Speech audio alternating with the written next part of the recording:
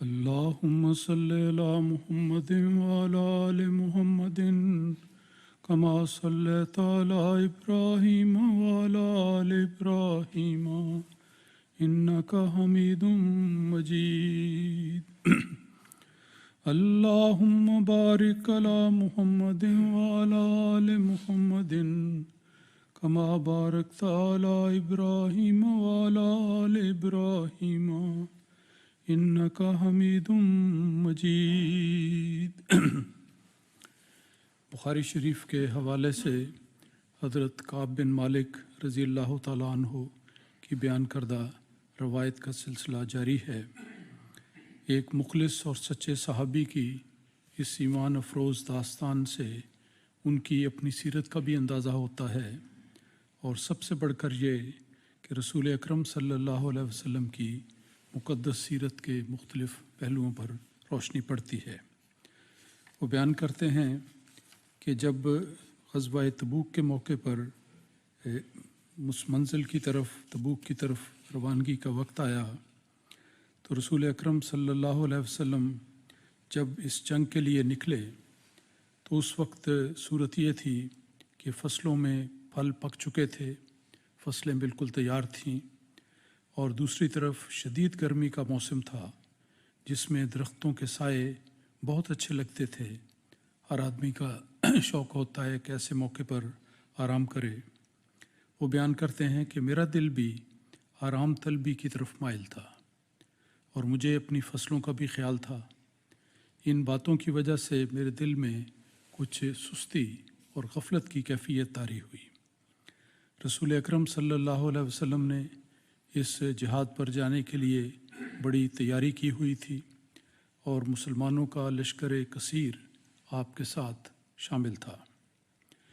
وہ اپنے بارے میں بیان کرتے ہیں حضرت کعب بن مالک کہ میں نے کئی دفعہ ارادہ کیا کہ تیاری کر کے آپ سے جا ملوں۔ لشکر جب روانہ ہو رہا تھا، ابتدائی منازل تھیں، کئی بار ارادہ کیا کہ تیاری کر کے فوراً آپ کے پاس جا ملوں۔ کل کے درس حدیث میں ذکر تھا کہ وہ کہتے تھے کہ میری صحت بھی ٹھیک تھی، ہر طرح کا سامان میسر تھا، سواری میسر تھی، تو کوئی چیز ایسی نہیں تھی جو مجھے روکنے والی ہو سوائے میری اپنی غفلت اور سستی کے۔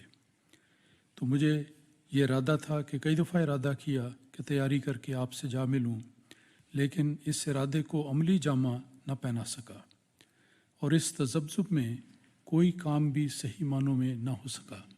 جب ایک قسم کی غیر یقینی کیفیت ہو تو انسان چھوٹے چھوٹے کام بھی تسلی سے نہیں کر سکتا، اس میں غفلت اور غلطی ہو جاتی ہے۔ تو کہتے ہیں کہ کوئی بھی کام صحیح معنوں میں نہ ہو سکا۔ بہرحال میں اپنے دل میں ہمیشہ یہ کہتا رہا کہ کوئی مشکل بات نہیں، جب چاہوں گا حضرت صلی اللہ علیہ وسلم کے ساتھ جا ملوں گا۔ قافلہ روانہ ہو چکا تھا، یہ پیچھے رہ گئے، لیکن یہ خیال کرتے رہے کہ کوئی مشکل بات نہیں، جب چاہوں گا میں جا ملوں گا۔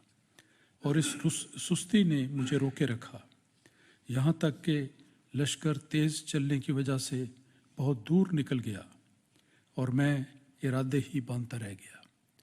یہ اس بیان میں ایک سبق ہے کہ بعض اوقات انسان کے لیے جب نیکی کے مواقع پیدا ہوتے ہیں تو موقع ملتے ہی انسان کو بلا تاخیر نیکی کر لینی چاہیے، اس ارادے کو سر انجام دینا چاہیے، ورنہ اگر انسان سوچوں میں رہے، اندازے بناتا رہے کہ یہ ہوگا تو یہ ہوگا، آج کروں گا کل کروں گا، پھر اس بات معاملے میں سستی ہو جاتی ہے۔ جیسا کہ ان کے بیان سے پوری طرح واضح ہے کہ کوئی ایسی وجہ بظاہر نظر نہیں آتی تھی کہ کیوں وہ حضرت صلی اللہ علیہ وسلم کے ساتھ اس جہاد کے موقع پر شامل نہ ہوں، لیکن وہ کہتے ہیں کہ ان کی سستی نے ان کو اس بات سے روکا رکھا، یہاں تک کہ لشکر چلنے کی وجہ سے، تیز چلنے کی وجہ سے بہت دور نکل گیا اور میں ارادے ہی باندھتا رہ گیا۔ پھر آپ فرماتے ہیں کس درد کے ساتھ کہ کاش میں اپنے ارادے کو عملی جامہ پہنا سکتا، مگر یہ میرا مقدر نہ تھا۔ بعد میں انسان کو افسوس ہوتا ہے، لیکن افسوس سے بات نہیں بنتی، جس موقع سے فائدہ نہ اٹھایا جائے وہ وقت ہاتھ سے گزر جاتا ہے۔ پھر وہ فرماتے ہیں کہ رسول اللہ صلی اللہ علیہ وسلم کے جانے کے بعد کیا کیفیت ہوئی کہ آپ کے تشریف لے جانے کے بعد جب مدینے سے آپ روانہ ہو گئے، اور تاریخ کی کتابوں میں آتا ہے کہ یہ فاصلہ بڑا لمبا تھا، جیسے ذکر کیا انہوں نے، کہ بہت لمبا سفر تھا۔ تاریخ کی کتابوں میں لکھا ہے کہ مدینے سے تبوک تک کا فاصلہ قریباً 450 میل ہے۔ اتنا لمبا فاصلہ، اور اونٹوں پر، سواریوں پر، پیدل جس طرح بھی جانا ہو تو اندازہ لگایا جا سکتا ہے کہ کتنا مشکل سفر تھا۔ وہ کہتے ہیں کہ جب رسول پاک صلی اللہ علیہ وسلم روانہ ہو گئے تو میں جب بھی اپنے گھر سے باہر نکلتا تو مجھے اس بات کا سخت افسوس ہوتا کہ میری طرح کا کوئی اور آدمی پیچھے نہیں رہا۔ مراد یہ ہے کہ جو بھی نظر آتے تھے یا بہت چھوٹے بچے یا عورتیں یا ضعیف یا بیمار، کوئی بھی ایسا نظر نہیں آتا تھا جو بالکل ٹھیک ٹھاک ہو، جس کی صحت ٹھیک ہو اور وہ پیچھے رہ گیا ہو، سوائے ایسے آدمیوں کے کہ جن پر نفاق کا شبہ تھا یا کچھ معذور لوگ تھے۔ ان کے علاوہ کوئی مجھے اپنے جیسا نظر نہیں آتا تھا، مجھے شرمندگی محسوس ہوتی تھی۔ بہرحال وہ بیان کرتے ہیں کہ رسول پاک صلی اللہ علیہ وسلم نے سفر کے دوران میں مجھے یاد نہ فرمایا۔ یہ بات ان کی جان کو کھا گئی اور بہت غم لگ گیا کہ سفر کے دوران جب بھی پڑاؤ ہوتا، جب بھی ٹھہرتے، مجلس لگتی، کسی جگہ رسول پاک صلی اللہ علیہ وسلم نے ان کو یاد نہیں فرمایا، حالانکہ وہ ہر موقع پر جہاد میں شامل ہونے والے تھے، جیسا انہوں نے پہلے ذکر کیا۔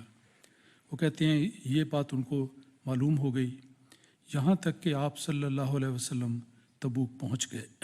یہ سارا عرصہ جو لمبا عرصہ ہوگا، لمبا فاصلہ طے کیا، رسول پاک صلی اللہ علیہ وسلم تبوک پہنچ گئے۔ اور وہ فرماتے ہیں کہ ایک دفعہ انہیں معلوم ہوا کہ ایک دفعہ آپ وہاں صلی اللہ علیہ وسلم لوگوں میں بیٹھے تھے، صحابہ کے درمیان، کہ آپ صلی اللہ علیہ وسلم نے فرمایا کہ کعب کو کیا ہو گیا، یعنی وہ کیوں نہیں آیا۔ اس موقع پر رسول پاک صلی اللہ علیہ وسلم جن کو ایک ایک صحابی پر جن کی نظر تھی محبت اور شفقت کے لحاظ سے، انہوں نے دیکھا کہ حضرت کعب بن مالک موجود نہیں، تو پوچھا کہ کعب کو کیا ہو گیا، وہ کیوں نہیں آیا۔ اس پر قبیلہ بنی سلمہ کے ایک آدمی کو میرے خلاف کچھ کہنے کا موقع مل گیا۔ یہ بھی دیکھیں کہ عجیب بات ہے کہ اگر کسی شخص کی کوئی برائی سامنے آئے، کمزوری سامنے آئے، تو بعض ایسے لوگ جو مخالف طبع ہوتے ہیں، تنقید کرتے ہیں یا دوسرے کو نیچا دکھانا چاہتے ہیں، وہ فوراً اس وقت اس کے خلاف کوئی نہ کوئی بات کر دیتے ہیں۔ وہاں پر بھی بنی سلمہ کے ایک آدمی نے آپ کے خلاف کچھ کہنے کا اسے موقع مل گیا، اور اس نے کہا کیا اس مجلس میں کہ اس کعب بن مالک کو چادروں کے گھمنڈ نے روک لیا ہے۔ چادر سے مراد ان کے لباس ہے سارا جو وہ پہنتے تھے، تو بڑے فاخرانہ لباس استعمال کرتے تھے، مالدار تھے، صحت مند تھے، جوان آدمی تھے۔ تو انہوں نے یہ بات کہہ کر اس کا اظہار کیا کہ اس کو چادروں کے گھمنڈ نے روک لیا ہوگا۔ اور اس وقت ایک اور صحابی انہوں نے آواز بلند کی، حضرت معاذ بن جبل رضی اللہ تعالیٰ عنہ، اور انہوں نے کہا، اس شخص کو کہا جس نے آپ کے بارے میں یہ مخالفانہ بات کی تھی، کہ تم نے بہت برا کیا کہ ایسی بدگمانی کی۔ تو جس طرح ایک بدگمانی کرنے والے شخص نے اپنی رائے کا اظہار کیا، ایک اور اللہ کے بندے معاذ بن جبل تھے جنہوں نے کہا کہ تم نے یہ بہت برا کیا، یہ نہیں کہنا چاہیے تھا۔ اور انہوں نے عرض کیا کہ اے اللہ کے رسول، خدا کی قسم ہم تو کعب کو بڑا نیک اور بڑا اچھا آدمی سمجھتے ہیں۔ اس پر رسول اللہ صلی اللہ علیہ وسلم خاموش ہو گئے۔ آپ نے کچھ ارشاد نہیں فرمایا، لیکن یہ بات چلی اور یہ بات حضرت کعب بن مالک کو وہاں پر پہنچی۔ اسی اثناء میں رسول پاک صلی اللہ علیہ وسلم نے ایک آدمی کو جو سفید کپڑے پہنے ہوئے تھا دور سے آتے ہوئے دیکھا۔ سفید کپڑوں میں انسان ملبوس ہو تو صحرا میں وہ دور سے نظر آ جاتا ہے، دوسرے کوئی کپڑے ہوں تو نمایاں نہیں ہوتا۔ تو انہوں نے سفید کپڑے پہنے ہوئے تھے، دور سے آتے ہوئے آپ نے بطور خاص رسول پاک صلی اللہ علیہ وسلم نے اپنی آرزو کا اظہار کیا اور دعا فرمائی کہ خدا تعالیٰ کرے کہ یہ ابو خیسمہ ہوں۔ ایک اور صحابی کا نام لیا کہ وہ نہیں ہیں، خدا کرے یہی ہو، اور خدا تعالیٰ کی قدرت کہ وہ ابو خیسمہ ہی نکلے۔ رسول پاک صلی اللہ علیہ وسلم کی خواہش پوری ہوئی۔ یہ وہ صحابی ہیں جنہوں نے کھجور کا ایک سا بطور صدقہ دیا تھا۔ किसी मौके पर जब कुर्बानी की तारीख हुई तो ये अबू खैसमा वो थे जिन्होंने एक थोड़ी सी खजूरें बतौर सदका पेश की और मुनाफिकीन ने उसकी हंसी उड़ाई थी। मुनाफिकीन ने कहा था कि ये क्या, तुम कुर्बानी करने लगे हो, चंद खजूरें लेकर आ गए हो। लेकिन अल्लाह ताला के नज़दीक वो मुत्तकी थे, अल्लाह ताला ने उनको नवाजा।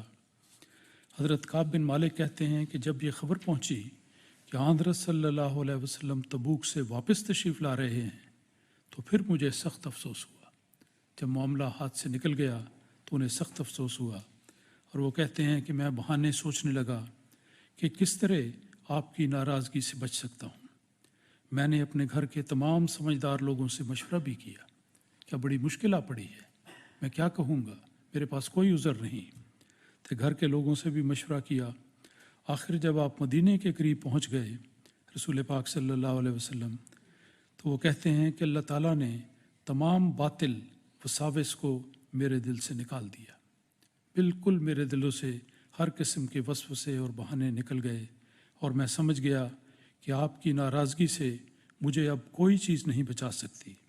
बस मैंने पक्का इरादा कर लिया कि मैं वाकई बिल्कुल सच बोलूँगा, कोई बात नहीं छुपाऊँगा, जो हकीकत हाल है वो बयान करूँगा।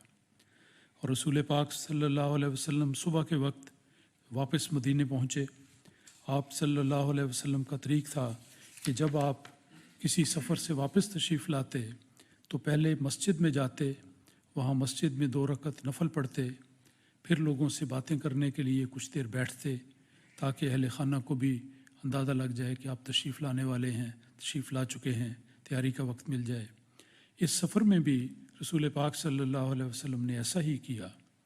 पीछे रहने वाले बहुत से लोग उज़र माजरत करने आए और कस्में उठाने लगे कि इस वजह से हम शामिल ना हो सके, ये रोक थी और वो रोक थी। लोग आए, उन्होंने अपने अपने हालात बयान किए, किसी ने माजरत की, किसी ने बहाना किया। तो बहर सूरत ये सब लोग तादाद में कुछ ऊपर 80 थे, 80 से ज़्यादा लोग थे जो उस मौके पर शामिल नहीं हुए और उन्होंने आकर अपनी अपनी बात पेश की और रसूल पाक सल्लल्लाहु अलैहि वसल्लम ने उनके पेश करदा उज़र कबूल किए। इनसे और इन लोगों से दोबारा बैत ली गई और उनके लिए बख्शिश की दुआ की और उनके अंदरूने को खुदा ताला के सुपुर्द कर दिया। ये मामला उन लोगों का है जो हुजूर की खिदमत में हाज़िर हुए, अपने हालात पेश किए और इसके बाद हज़रत काब बिन मालिक रसूल पाक सल्लल्लाहु अलैहि वसल्लम की खिदमत में हाज़िर हुए। इस मुलाकात की तफसील इंशाअल्लाह आइंदा के दर्स में बयान होगी।